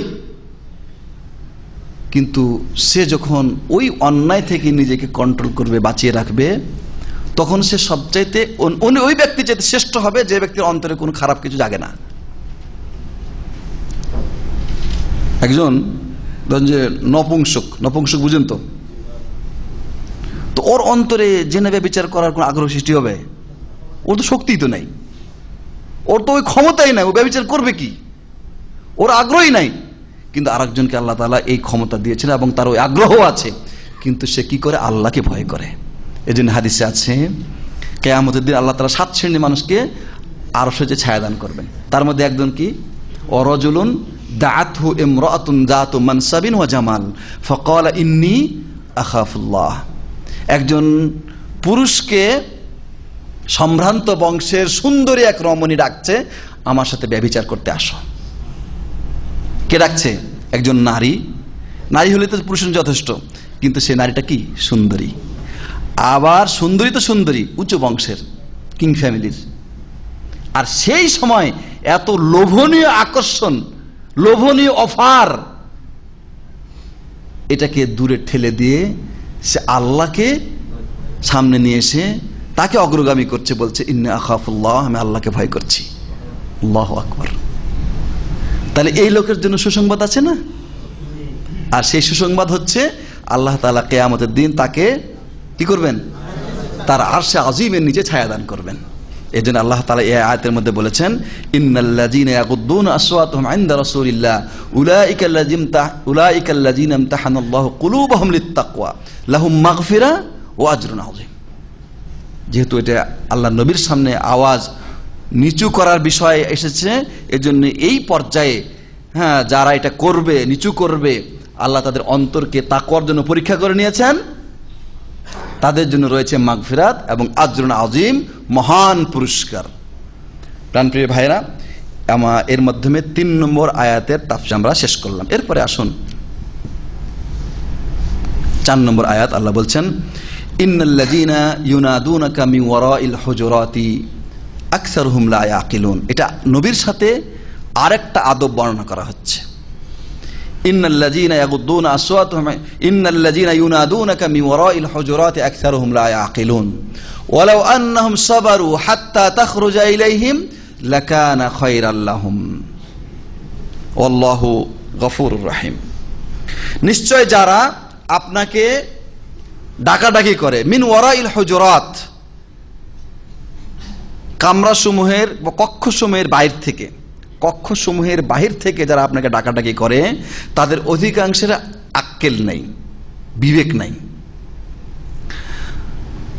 ওয়ালাউ আন্নাহুম সাবারু, ওরা যদি অপেক্ষা করত, ধৈর্য ধারণ করত, হাত্তা তাখরুজা ইলাইহিম, আপনি ঘর থেকে বের হওয়া পর্যন্ত, আপনি নিজের ইচ্ছায় ঘর থেকে বের হয়ে তাদের কাছে আসবেন, এ পর্যন্ত যদি তারা অপেক্ষা করত, লাকানা খায়রাল লাহুম, এটাই তাদের জন্য কল্যাণের ছিল। ওয়াল্লাহু গফুরুর রহিম, আল্লাহ হচ্ছেন ক্ষমাশীল এবং দয়াবান। প্রাণপ্রিয় ভাইরা, এখানেও এই আয়াতেও নবীর শানকে এত উচ্চ করা হয়েছে। আপনি লক্ষ্য করেন যে নবীজি ঘরে আছেন, তার বাড়িতে আছেন, তুমি যত দরকারে আছো ডাকাডাকি করো না। আমরা বাড়িতে গেলে, আমরা কারো বাড়িতে গেলে, সলিমুদ্দিন বাপ, কলিমুদ্দিন আছেন কিনা, এই সে চিল্লাফালা ডাকাডাকি শুরু করে দেয়, ঠিক না? কিন্তু নবীর ব্যাপারে সাবধান, নবীর ব্যাপারে সাবধান। আল্লাহ কি বলছেন? ইন্নাল্লাযীনা ইউনাদুনাকা মিন ওয়ারাইল হুজুরাত, কক্ষসমূহের, নবীর অনেকগুলো কক্ষ ছিল, নবীজির অন্য অনেকগুলো কক্ষ ছিল, ঘর ছিল। সে ঘরগুলো কিসের? তার স্ত্রীদের। মসজিদে নববীর আপনার এই পূর্ব সাইডে, মসজিদে নববীর পূর্ব দিকে তার স্ত্রীদের ঘর নির্মাণ করা ছিল। আর পূর্ব দক্ষিণ দিকে, একদম মসজিদের সামনের দিকে, পূর্ব দক্ষিণ দিকে, পূর্ব দিকে যে ঘরটি সবার আগে মসজিদের সাথে যেটা লাগানো ছিল, সামান্য মাঝখানে একটু করিডোর ছোট্ট একটা ছিল, সেই ঘরটা ছিল হযরত আয়েশা সিদ্দিকা রাদিয়াল্লাহু আনহার, এবং তারপরে সাউদা, তারপরে অন্যান্য স্ত্রীদের ঘর ছিল। তার মানে আয়েশা রাদিয়াল্লাহু আনহার ঘরটা এমন জায়গায় ছিল যে নবীজি মসজিদে ঢুকতেন, আয়েশার ঘরের সামনে দিয়ে যেতেন। আবার মসজিদ থেকে বের হয়ে অন্য ঘরের স্ত্রী, অন্য স্ত্রীদের কাছে গেলেও আয়েশার ঘরের সামনে দিয়ে যেতে হতো। আল্লাহ নবী সাল্লাল্লাহু আলাইহি ওয়াসাল্লাম আয়েশাকে খুব বেশি ভালোবাসতেন। তো এই হুজরাগুলোতে নবীজি কখনো কোনো স্ত্রীর এই ঘরে, কখনো ওই ঘরে ইত্যাদি ছিলেন। তো কোনো সাহাবী বা কোনো ব্যক্তি বাহির থেকে কোনো দরকারে এসে যেন নবীজিকে বাহির থেকে ডাকাডাকি না করে, নবীজি তার কোনো প্রয়োজনে আছেন বা তিনি রেস্ট করছেন, ডাকাডাকি করো না। যখন উনি কাজ শেষ করে বের হবেন, তখন তোমার দরকার তার কাছে পেশ করো, বসে থাকো, যাও, তুমি অপেক্ষা করো। ওই ঘটনাতেই আকরা বিন হাবিস রাদিয়াল্লাহু তাআলা আনহু, সাহাবীদের এরকম কিছু কারণে আয়াতগুলো নাজিল হয়েছে, আমরা বিধান পেয়েছি। তো রাসূলুল্লাহ সাল্লাল্লাহু আলাইহি সাল্লামের হুজরার বাহিরে থেকে তাকে ডাকাডাকি করছেন, ইয়া মুহাম্মদ, ইয়া মুহাম্মদ, বাইরে আসুন, মানে কোনো কাজের জন্য, কথার জন্য ডাকতেছেন।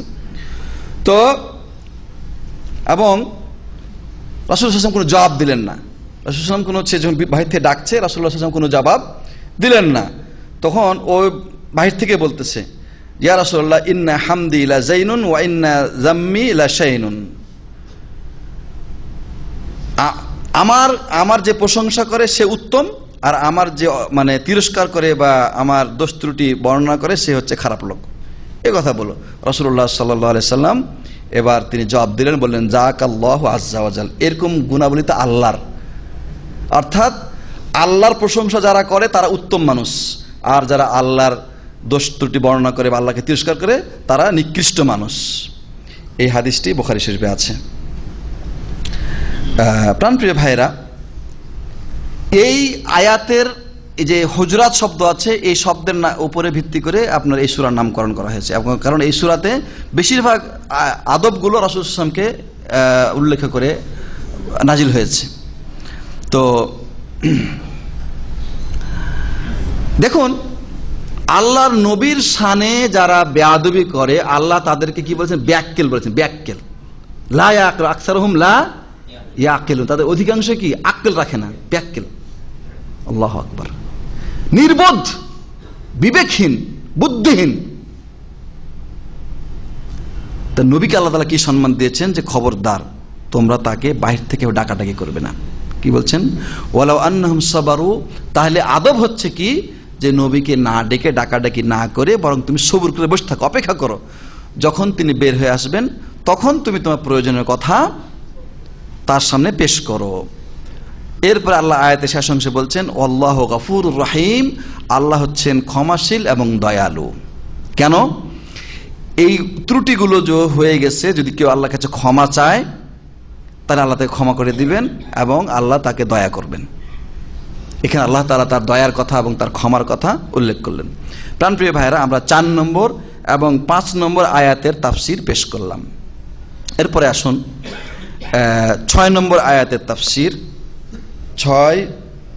6 নম্বর আয়াত তাফসির। ইয়া আইয়ুহাল্লাযীনা আমানু ইন জাআকুম ফাসিকুম বিনাবাইন ফাতাবায়ানু আন তুসিবু কওমান বিজাহালা ফাতুসবিহু আলা মা ফাআলতুম নাদিমিন। আলোচনা কি লম্বা হয়ে গেল? হ্যাঁ, শেষ করে দেব?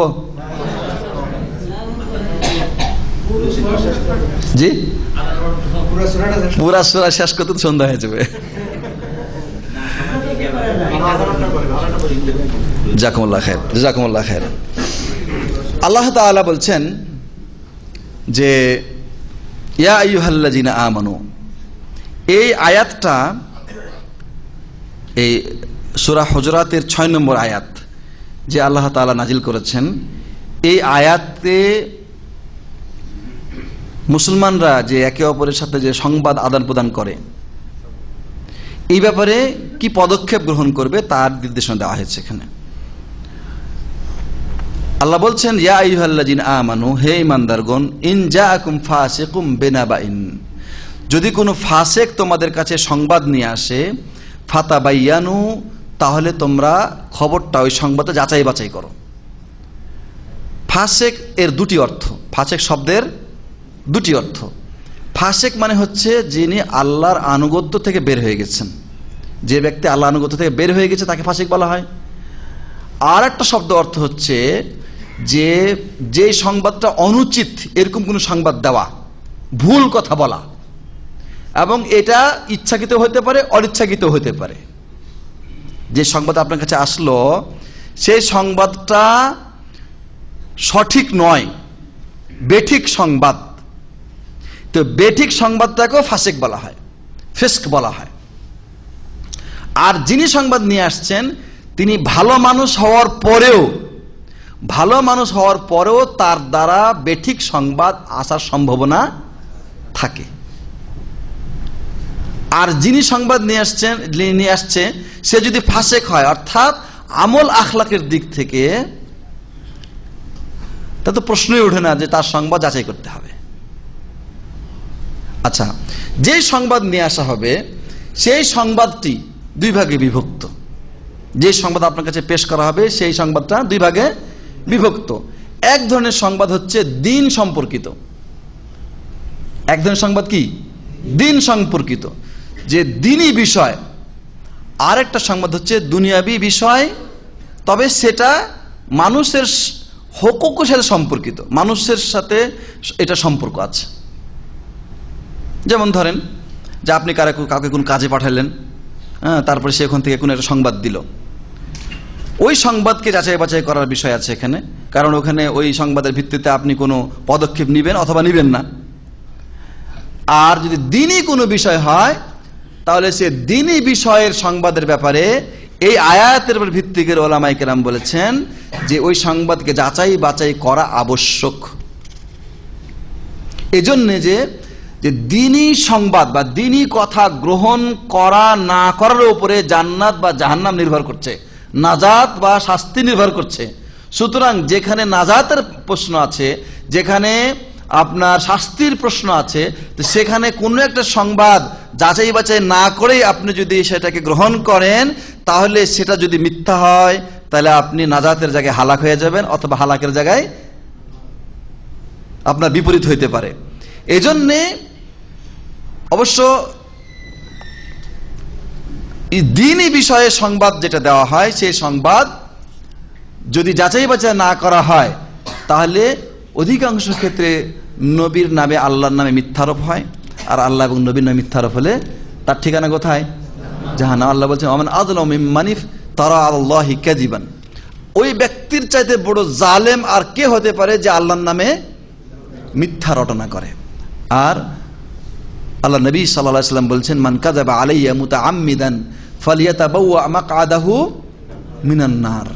যে ব্যক্তি আমার নামে মিথ্যা রটনা করে, আমি যে কথা বলি নাই সে কথা আমার নামে রটনা করে বা চালিয়ে দেয়, সে তার ঠিকানা জাহান্নামে নির্ধারণ করে। এই হাদিসটি বুখারী মুসলিম সহ এমন কোন হাদিস গ্রন্থ পাবেন না যেখানে উল্লেখ নেই।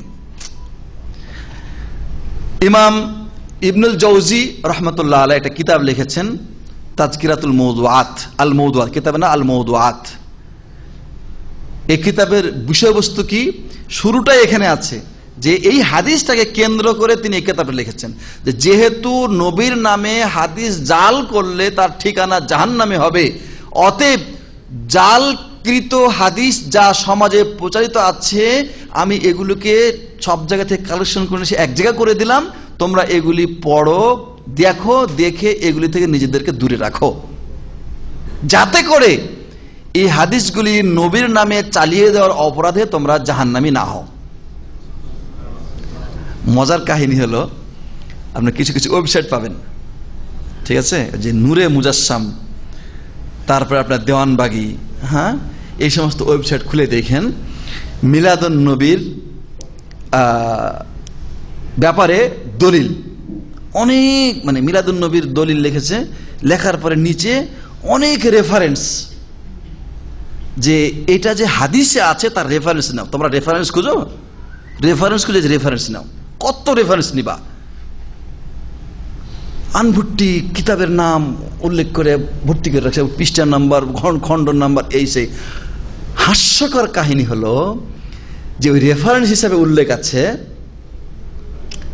আল মওদুআত, ইবনুল জৌজির মওদুআত, এটা রেফারেন্স। আপনি কোথায় যাবেন? ইমাম সৈয়ুতির একটা কিতাব আছে আল্লাহ আলী আল মাসনুআ ফিল আহাদিসিল মাওদুআ, ওটাও রেফারেন্স আছে ওখানে। তারপরে ইমাম সাহাবী একটা কিতাব আছে, মানে যে হাদিসগুলো মানুষের মুখে মুখে প্রচারিত,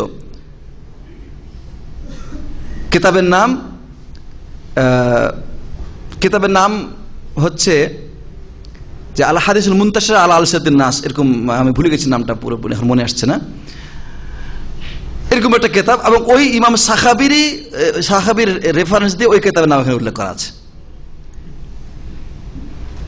তো দিন সম্পর্কে এত নিকৃষ্ট ধারণা তাদের, এরা যে দিনের শত্রু, এরা যে ইসলামের শত্রু, এরা যে দিনকে ধ্বংসকারী, তাদের এই জিনিসগুলো পড়লেই বোঝা যায়। তারা অবশ্যই এটা জানে যে এই কিতাবগুলো কিসের কিতাব, আর এই কিতাব দিয়ে মানুষকে তারা বিভ্রান্ত করছে। দেখো কিতাবে আছে, তোমরা রেফারেন্স খোঁজো, এই যে দেখো রেফারেন্স আছে, যদি সঠিক না হয় তো রেফারেন্স পাইলাম কিভাবে? এই যে রেফারেন্স আছে, প্রাণপ্রিয় ভাই, পৃষ্ঠার নম্বর দেওয়া আছে, আপনি ওয়েবসাইট খুঁজে দেখেন, মিলাদুন নবী, এগুলো আপনি গুগলে লিখে দেখেন, আশ্চর্য হয়ে যাবেন। এজন্য ওলামায়ে কেরাম, কোন মুহাদ্দিস যিনি হাদিস বর্ণনা করে তার সম্পর্কে সে যদি মাজহুল হয়, অর্থাৎ ওই ওলামা মানে ওই হাদিস বর্ণনাকারী সম্পর্কে, মুহাদ্দিস সম্পর্কে যদি ওলামাদের কোনো সার্টিফিকেশন না থাকে, যে তার সম্পর্কে ওই সময়ের বড় কোনো মুহাদ্দিস কোনো মন্তব্য যদি না করে থাকেন যে লোকটা কি নির্ভরযোগ্য কি নয়, এরকম মন্তব্য যদি না থেকে থাকে, তাহলে হাদিসের পরিভাষায় তাকে বলা হয় মাজহুল। হাদিসের পরিভাষায় তাকে বলা হয় কি? মাজহুল। মানে তার সম্পর্কে মুহাদ্দিসদের কোনো মন্তব্য নাই। অতএব এই লোকটা ফাসেক হতে পারে কিনা? ফাসেক হতে পারে। অতএব মাজহুলের হাদিস গ্রহণযোগ্য নয়। কাজ্জাবও হতে পারে, ফাসেক হতে পারে, আবার সেকাও হতে পারে, নির্ভরযোগ্য হতে পারে। যেহেতু তার সম্পর্কে জানা নাই, অতএব তার হাদিস গ্রহণযোগ্য হবে না। যখন জানা যাবে, অর্থাৎ কোন মুহাদ্দিসের উক্তি পাওয়া যাবে তার সম্পর্কে, যে উনি তার সম্পর্কে এরকম মন্তব্য করেছেন যে উনি সেকা, নির্ভরযোগ্য, তখন তার হাদিস আর মাজহুল নয়, বা সেটা প্রত্যাখ্যাত নয়, গ্রহণযোগ্য। তাহলে দিনের ব্যাপারে আল্লাহ বলছেন যে হে ঈমানদারগণ, তোমাদের কাছে যদি এমন কোন সংবাদ আসে যা বাস্তবতার বিপরীত, কোন ফাসেক যদি কোনো সংবাদ নিয়ে আসে, ফাতাবাইয়ানু, তোমরা সেটা যাচাই করো, যাচাই বাছাই করো। আমরা দুনিয়াতেই যাচাই বাছাই করি বিভিন্ন কথা। আমাদের দুনিয়াবী ক্ষেত্রে যদি আপনার বাবার নামে, মায়ের নামে কেউ কোনো কথা আপনার কাছে নিয়ে আসে, যেটা আপনি শুনতে ভালো না লাগে, আপনি যাচাই বাছাই করবেন না? প্রথমে তো অ্যাকশন নেবেন ওই লোকের বিরুদ্ধে, বাট তুমি কি কথা বলো এইসব আজে বাজে। তোমরাও তো বলবে নিজেকে রক্ষা করার জন্য, ভাই আমি সত্য কথা যাই না বলতে, না জানে বলি না। তারপরেও আপনি তার ব্যাপারে, যেহেতু আপনার বাবা, আপনার মা, আপনার নিকটতম ব্যক্তি, তাদের ব্যাপারে কথা এসেছে, ওই কথাকে আপনি যাচাই বাছাই না করে মানবেন না, সাথে সাথে ফোন করবেন, খোঁজ খবর নেবেন, ঠিক না ভাই? ঠিক। তাহলে রাসূলুল্লাহ সাল্লাল্লাহু আলাইহি সাল্লাম সম্পর্কে কোনো কথা আসবে আর যাচাই বাছাই না করে আপনি মেনে নেবেন, ঠিক কি করে সম্ভব? তাই আল্লাহ তাআলা বলছেন, ইয়া আইয়ুহাল্লাযীনা আমানু ইন জাআকুম ফাসিকুম বিনাবা ফাতাবায়ানু।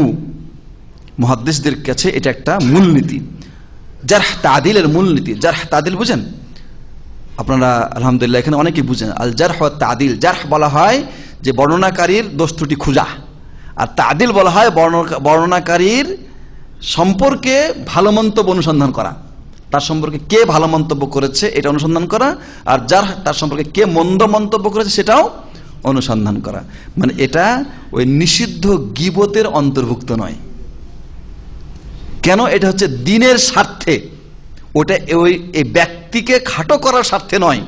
ওই ব্যক্তিকে যার সম্পর্কে আমি দোষ ত্রুটি খুঁজছি তাকে কিন্তু খাটো করার উদ্দেশ্য নয়, যেহেতু তিনি দ্বীনের কথা বলছেন, তাই দ্বীন রক্ষার স্বার্থে তার দোষ ত্রুটি খোঁজা হচ্ছে এখানে।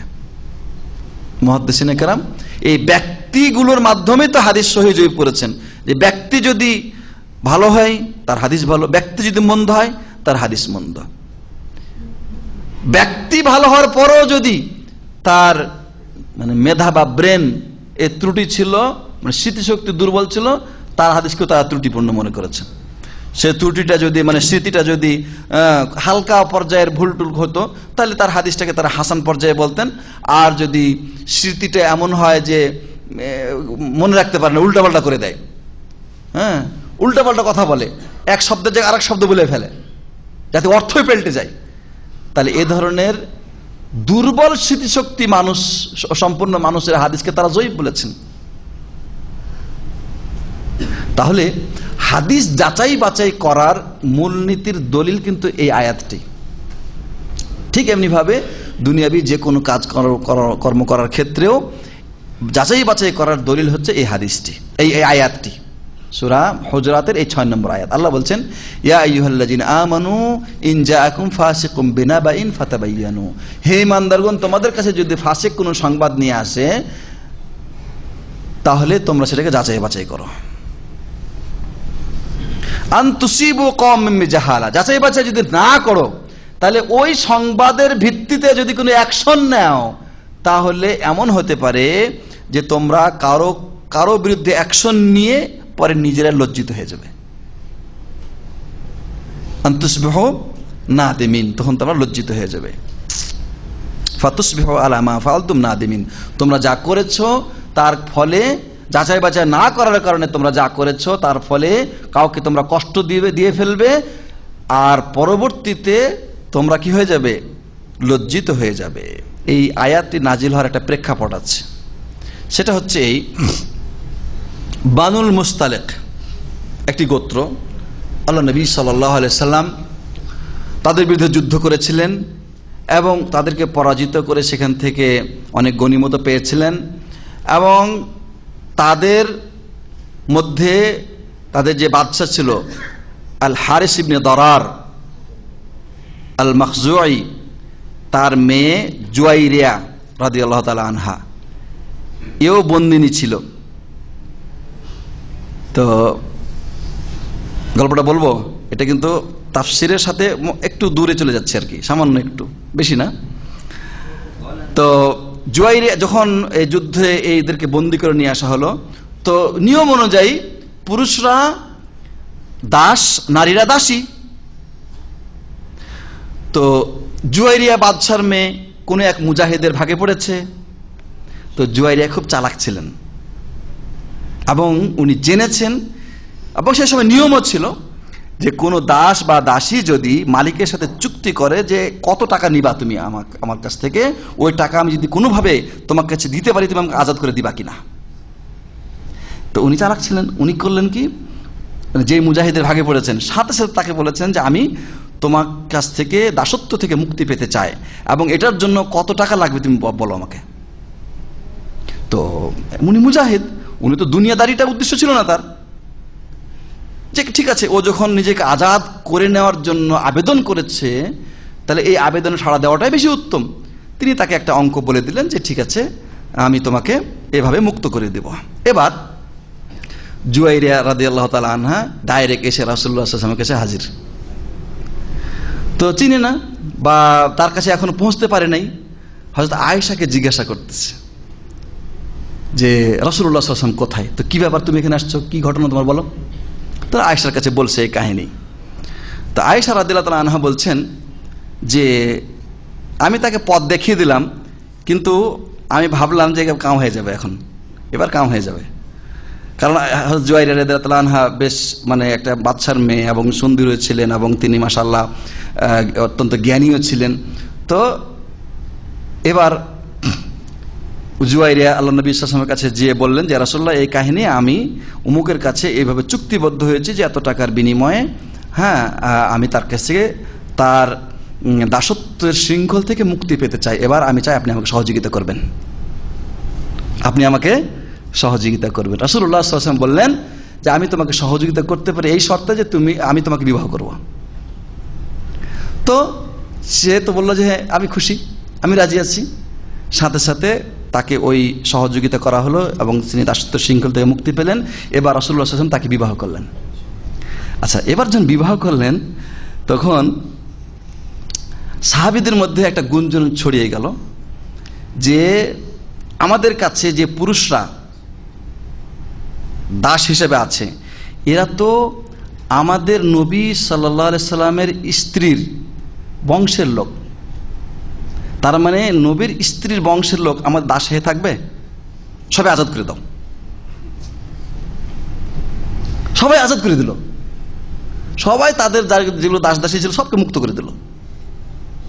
সুবহানাল্লাহ বিহামদিহি। হযরত আয়েশা বলেন যে এটা হচ্ছে জুয়াইরিয়ার বরকত, যে জুয়াইরিয়া আল্লাহ নবী সাল্লাল্লাহু আলাইহি ওয়াসাল্লামকে শাদী করার কারণে, বিবাহের কারণে তার কওম, তার পুরা কওম দাসত্বের শৃঙ্খল থেকে মুক্তি লাভ করেছে।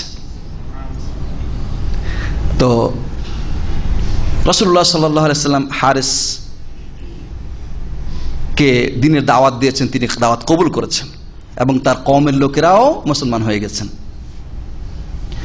তো রাসূলুল্লাহ সাল্লাল্লাহু আলাইহি ওয়াসাল্লাম এর কাছে তিনি একটা সময় বললেন যে ঠিক আছে, আমি আমার কওমের লোকদের কাছ থেকে নিয়ে কওমের লোকদের যাকাতের টাকা পয়সা যা হবে এটা নিয়ে আমি জমা করব।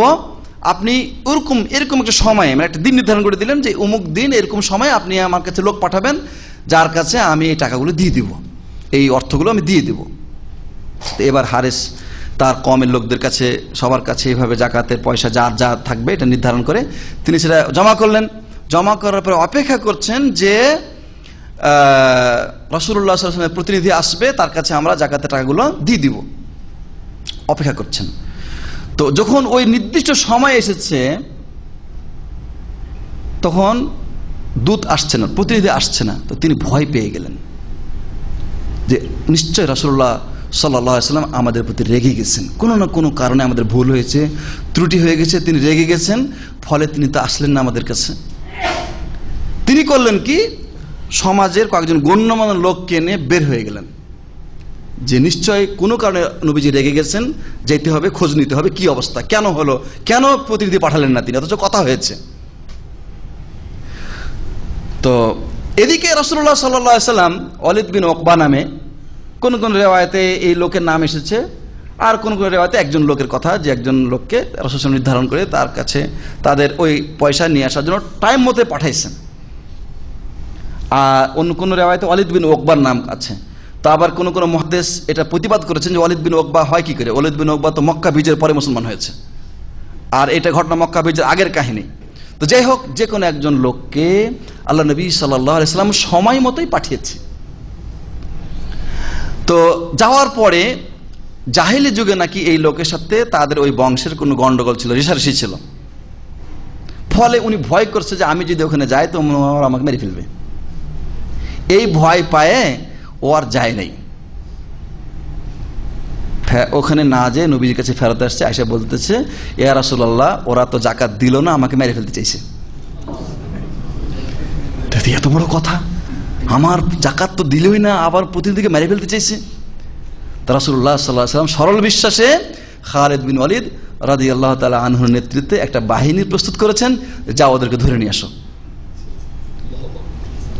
ঠিক আছে কিনা, এটা পরিস্থিতি অনুযায়ী ঠিক আছে।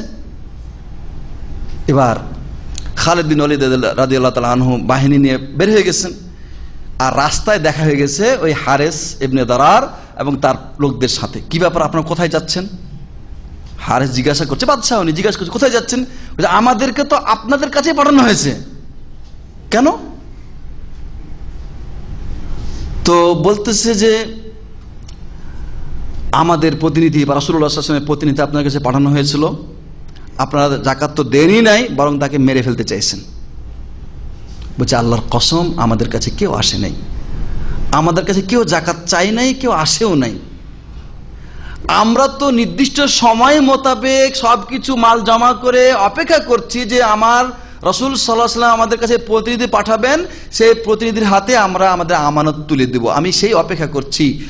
আর নির্দিষ্ট সময় মোতাবেক উনি না আসার কারণে আমরা আশঙ্কা করেছি, ভয় করেছি যে হয়তো তিনি আমাদের প্রতি রেগে গেছেন, আমি তার রাগ ভাঙ্গার জন্য বা কি কারণ তা জানার জন্য আমরা বের হয়ে গেছি তার সাথে দেখা করতে। তখন আর তিনি কোন তাদের ক্ষতি করলেন না, এবার তিনি ফিরে গেলেন, তাদেরকে নিয়ে মদিনায় গেলেন। মদিনায় গেলে রাসূলুল্লাহ সাল্লাল্লাহু আলাইহি ওয়াসাল্লাম তখন তাকে ডাক দিয়ে এই কথা বললেন যে তুমি কেন আমার প্রতিনিধির সাথে এই আচরণ করেছো। তখন ওই হারেস রাদিয়াল্লাহু তাআলা আনহু তার পুরো ঘটনা খুলে বললেন। তখন আল্লাহ তাআলা এই আয়াত নাজিল করলেন, আল্লাহ এই আয়াত নাজিল করলেন। প্রাণপ্রিয় ভাইরা, তাহলে এই আয়াতের মাধ্যমে আমরা এটা জানতে পারলাম যে যে কোনো কথা, যে কোনো বিষয়ে অ্যাকশন নেওয়ার পূর্বে সে সম্পর্কে খোঁজ খবর নিতে হবে। হ্যাঁ, যিনি শাসক হবেন বা যিনি বিচারক হবেন তিনি খোঁজ খবর নেবেন। এই জন্য তো আপনারা যে সাক্ষী পাঠানোর, সাক্ষী নির্ধারণ করা, সাক্ষী আনয়ন করা, সাক্ষীর ব্যাপারে নিশ্চিত হওয়া, এই সমস্ত আইন কানুন আছে। যে কোনো একটা লোকের কথা শুনেই যে ইমাম বা কাজী ফয়সালা করে দিবে তা কখনোই করা উচিত নয়। তো সুতরাং এই ঘটনা আমাদের জন্য অনেক বড় শিক্ষণীয়, যে কোনো ক্ষেত্রে আমরা কারো সম্পর্কে কোনো কথা শুনেই যেন অ্যাকশন না নিই, তার বিরুদ্ধে মন্তব্য ছুড়ে না দিই যে দেখেছো এত বড় একজন মানুষ, এত বড় একজন আলেম, তার দ্বারা এই ধরনের কাজ করা ঠিক। কোন একজন সলির মধ্যে আপনার কাছে এসে বলে দিল যে অমুক মাওলানা সাহেব এই কথা বলেছে, এই কাজ করেছে, আপনি যাচাই বাছাই না করে আপনি কি করলেন, তার সম্পর্কে ছুড়ে দিলেন মন্তব্য, অথবা কোনো অ্যাকশন নিয়ে ফেললেন, এটা জায়েজ হবে না। বিশেষ করে যার সম্পর্কে আপনি অ্যাকশন নেবেন সে যদি আলেম শ্রেণীর হয় বা শাসক শ্রেণীর হয় বা বড় পদস্থ ব্যক্তির হয়, সম্মানিত মানুষ হয়, তার সম্পর্কে ব্যাপারে কোনো পদক্ষেপ নেওয়া যাবে না যতক্ষণ পর্যন্ত যাচাই না করে থাকেন। এটা খুবই সাবধানের বিষয়। আপনারা জেনেছেন ইতিপূর্বে যে সৌদি আরবে হঠাৎ করে একটা রই শুরু হয়ে গেল যে সৌদি সরকার বলে রাসূলুল্লাহ সাল্লাল্লাহু আলাইহি ওয়াসাল্লামের কবর শরীফ যেখানে আছে ওখান থেকে সরিয়ে এনে অন্য জায়গায় নিয়ে যাবে। শুনেছেন কি শুনেছেন না? শুরু হয়ে গেল এবং এটা নিয়ে লেখালেখি বাংলাদেশে এই জাহেলরা মিছিল পর্যন্ত করছে এবং ডেট নির্ধারণ করে দিয়েছে যে তারা সৌদি এমবেসি ঘেরাও করবে। ঠিক না ঠিক? পেপার পত্রিকা টিভি তারপরে খবর পাইছেন কিনা? নাউযুবিল্লাহি মিন যালিক। তো আল্লাহ কি বলছেন? আল্লাহ বলছেন যে ফাতাবাইয়ানু, তোমরা যাচাই বাছাই করো। এত বড় একটা কথা যাচাই বাছাই না করে শুরু করে দিলে।